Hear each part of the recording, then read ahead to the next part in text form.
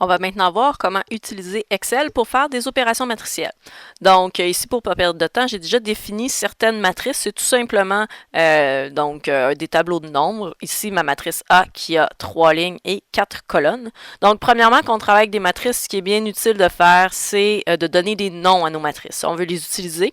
Donc, par exemple, si je veux la matrice ici, j'ai écrit A à côté ici, là, mais ça, c'est pour moi, c'est une cellule de texte. Pour Excel, ça ne veut rien dire. Si je veux que cette matrice s'appelle A, je vais aller dans le menu Formule et je vais définir un nom. Et donc là, on me suggère A. Donc, je vais dire qu'effectivement, on peut le voir que ça correspond à la plage de cellules qui est sélectionnée ici. Donc, je vais dire OK. Je peux faire la même chose pour B, pour C. Donc, par exemple, je vais juste le faire pour B, définir un nom, donc la matrice B.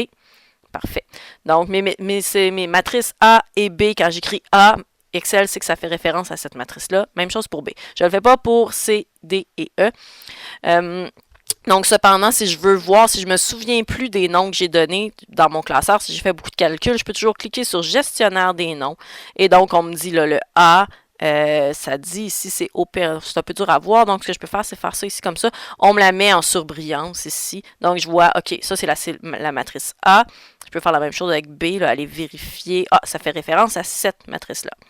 Je pourrais donc modifier le nom. Je pourrais supprimer le nom si je veux plus qu'on donne le nom à la plage de données. Donc là, maintenant, je vais fermer.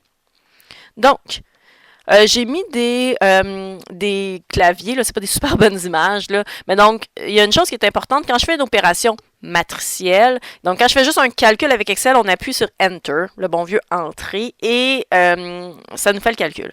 Pour Excel, quand je fais des opérations matricielles, on va devoir faire ce que j'appelle valider matriciellement. Donc, c'est un petit peu plus compliqué. Quand j'ai terminé mon calcul, je dois faire avec un PC, CTRL, SHIFT, Enter. Donc, les trois en même temps. Donc, je tiens CTRL, je tiens Shift et ensuite, j'appuie sur Entrée. Avec un Mac, ce sera Commande. Donc, le dessin n'est pas très bon, là, mais ici, à côté de la barre d'espacement, donc Commande et Enter. Donc, si je veux faire une addition de matrices. Donc là, c'est mes matrices A et B auxquelles j'ai donné des noms. Donc, premièrement, donc je vais sélectionner une plage de cellules du bon format. Donc, je viens voir, mon A avait 3 lignes et 4 colonnes. Même chose pour mon B. Donc, c'est une opération matricielle qui est valide. Donc, mon résultat aura 3 lignes et 4 colonnes. Je sélectionne ça. Je vais venir ici écrire égal. Donc là, je vais prendre A. Là, il sait, on ne le voit pas, là, mais c'est en bleu en haut, plus B. Donc là, vous voyez que B, là, ici, à quoi ça fait référence. Et là, je ne vais pas faire juste Enter. On va le faire. Là. Si je fais juste Enter, ça va juste me faire ça. Là, j'ai un petit problème. Donc, on recommence. C'était 3 lignes et 4 colonnes. A plus B, CTRL, SHIFT, Enter. Ah, voilà. Donc, il vient de me faire l'opération matricielle. Si je veux faire la multiplication par un scalaire, donc, par exemple, j'ai décidé de faire, je veux faire 2 fois B. Donc, ça va être la petite étoile, donc de la multiplication, au-dessus du 8 ou avec le pavé numérique. Donc, B était une matrice 3 par 4. 2B sera une matrice également 3 par 4. Donc, je vais faire égal 2 fois, et là, je vais écrire B. Donc, CTRL, SHIFT, Enter, et voilà, ça me donne le résultat de 2 fois B. C'est pas un calcul compliqué, mais ça m'évite d'avoir à le refaire. Produit matriciel. Donc, la chose bien importante, même si c'est un produit, on n'utilise pas le symbole, la petite étoile, la multiplication. Il y a une fonction matricielle qui est produit mat. Donc, pour le produit matriciel, la première chose qu'on devra faire, c'est de tout simplement trouver le format de la réponse. Donc, il faut s'assurer qu'on a une compatibilité des dimensions. Donc, si je veux faire le produit matriciel A fois C, A est 3 par 4 et mon C est 4 par 2. Donc, c'est bien compatible. 3 par 4, 4 par 2, ça va me faire un résultat qui est 3 par 2. Donc, je vais sélectionner 3 lignes, 2 colonnes et j'écris égal. Donc, j'avais dit, on ne prend pas l'étoile. Donc, produit mat. Donc, je vais le sélectionner ici. Donc, première matrice, c'est A. Ma deuxième, c'est C. Je n'avais pas donné de nom. Donc, je vais venir la sélectionner tout simplement. Voilà. Et là, ici, je complète ma formule. Je ferme la parenthèse et toujours CTRL, SHIFT, Enter. Je vais aller voir. Voilà la réponse. Juste, je vais vous montrer la comparaison avec ce qui arrive si je prends l'étoile. Donc, si je dis que c'est une 3 par 2 et que je fais A petite étoile et je vais venir sélectionner C. Donc, CTRL-SHIFT-ENTER. Regardons ce que ça donne.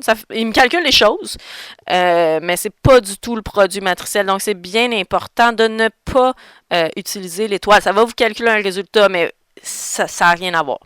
Je vais en profiter. Donc, si j'ai ça ici, puis je dis, OK, je veux l'effacer. Oups. Bon, déjà, ça marche comme pas. Donc, il faut ici, d'habitude, il me fait un message d'erreur. C'est ça que je voulais que ça vous fasse.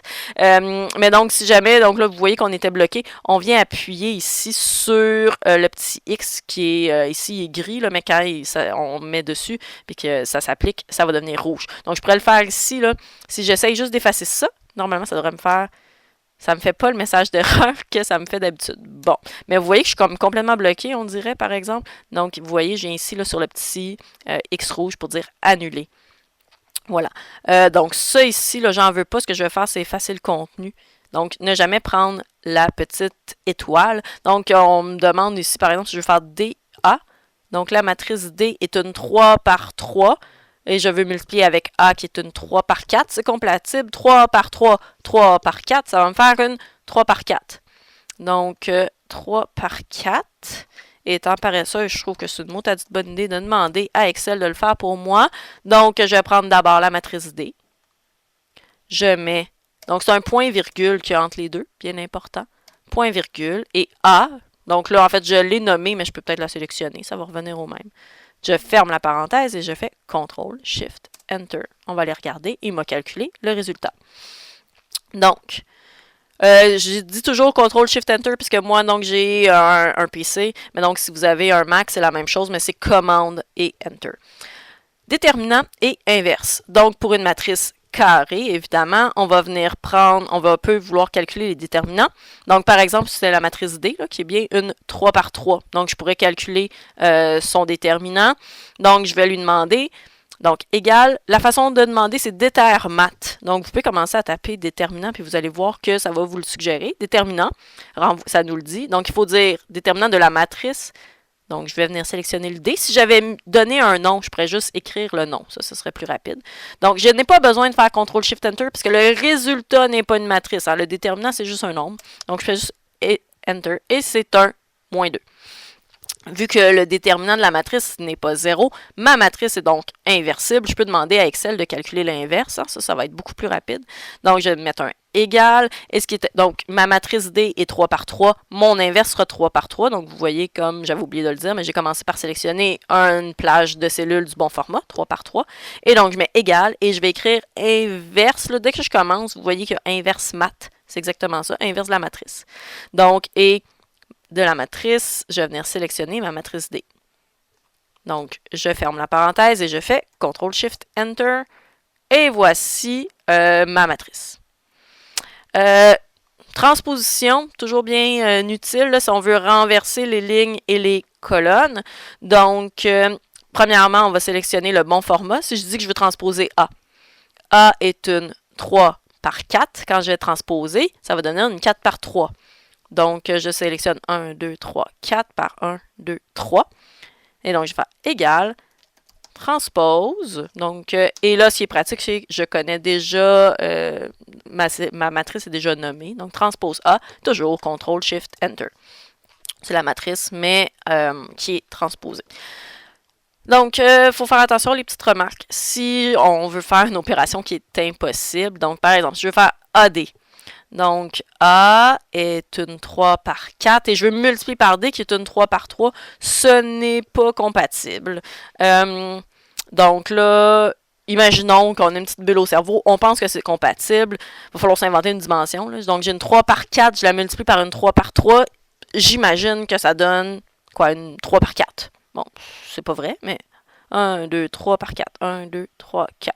Donc, et là, j'écris produit mat de A. Là, je mets un point-virgule et je vais aller sélectionner la matrice D. Vous allez voir qu'est-ce qui va arriver. J'ai eu des petites surprises d'un coup qui ne se passe pas exactement ce que je pense.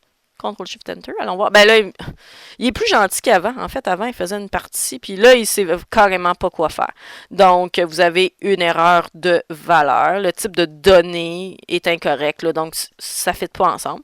Donc, on pourra tout simplement peut-être venir ici effacer le contenu. Donc, vous avez un message d'erreur. Si je veux faire B plus C, B est une 3 par 4 et C est une 4 par 2. Donc, imaginons que je pense que ça va donner une 4 par 2. Donc, là, on ne sait pas trop. Donc, imagine que je pense que c'est ça. Ça va faire B, celle-là, je l'avais nommée. Oups, grand B. Plus le C, malheureusement, n'est pas nommé. Je vais aller la sélectionner. Je ferme la parenthèse. Ah, non, j'ai pas besoin de fermer la parenthèse, pardon. Je vais faire CTRL-SHIFT-ENTER. Qu'est-ce que ça me donne? Ben là, vous voyez que dans la partie qu'il pouvait, il a fait des additions. Ici, il me donne ça. Donc, il ne comprend pas qu'est-ce qu'il est supposé de faire ici.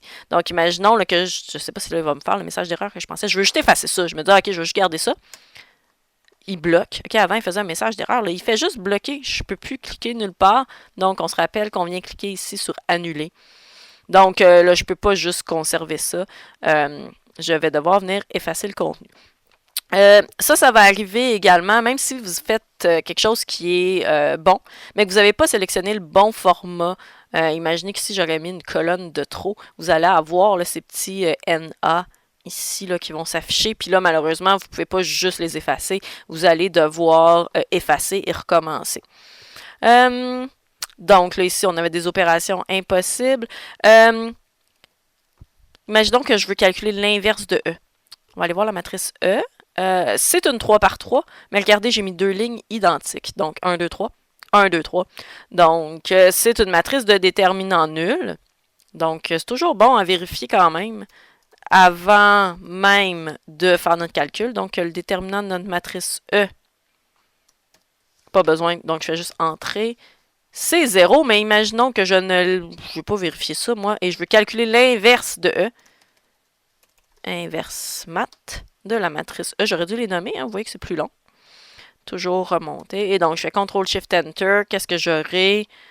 Ben là, j'ai un problème. Hein. Donc, on me dit nombre parce qu'on dit erreur de nombre. Ben, parce que c'est quoi l'erreur? C'est qu'on sait qu'on doit diviser par le déterminant. Ici, il essaie de diviser par 0. Donc, il y a un problème avec les nombres. Là. Il y a un problème dans les opérations à faire. Donc, ça, c'est un exemple d'une matrice qui n'est pas inversible. Là, il faut faire attention parce que parfois, c'est plus subtil. Il a fallu que j'aille chercher un exemple de 4 par 4 pour vous le montrer. Donc, bien important, vous allez toujours calculer le déterminant avant de calculer une inverse. Cet exemple-là, j'espère qu'il va vous en convaincre. Je vous l'écris là. J'ai fait exprès de créer cette matrice-là. J'ai que la ligne 1 plus la ligne 2 donne la ligne 3. Donc, si on regarde la ligne 3 ici, c'est un 6, c'est 5 plus 1. 8, c'est 6 plus 2. 10, 7 plus 3 et 12, 8 plus 4. Donc, j'ai vraiment que ma ligne 3, c'est le résultat de l'addition de la ligne 1 et de la ligne 2. Ça veut dire que mon déterminant doit être nul, OK? Cependant, là, il y a des petites subtilités. Je ne rentrerai pas dans le pourquoi, là. Mais quand je calcule le déterminant de cette matrice-là, oups, vous voyez que j'ai fait une niaiserie, c'est pas ce que je veux. Je veux comme ça. Donc, je vais entrer. Ça me dit ça. Donc, je ne sais pas si vous vous rappelez, on en a parlé dans les généralités. Quand j'ai ce E-là, ça veut dire fois 10 à la... Donc là, j'ai moins 15 après, à la moins 15. Donc, j'ai moins 5.3 fois 10 à la moins 15. Donc, diviser 15 fois par 10. Donc, c'est minuscule. Théoriquement, ce n'est pas 0, mais là, donc, Excel fait des calculs numériques, donc il y a des petites imprécisions. Donc là, ici, il va falloir considérer que ça, c'est 0. Okay, quand vous voyez ça, c'est bien important que c'est l'exposant ici, après le E, c'est moins 15, donc c'est minuscule. Donc, il faut considérer que c'est 0. Dans ce cas-là, cependant, si je demande de calculer l'inverse, l'affaire, c'est qu'il va le faire.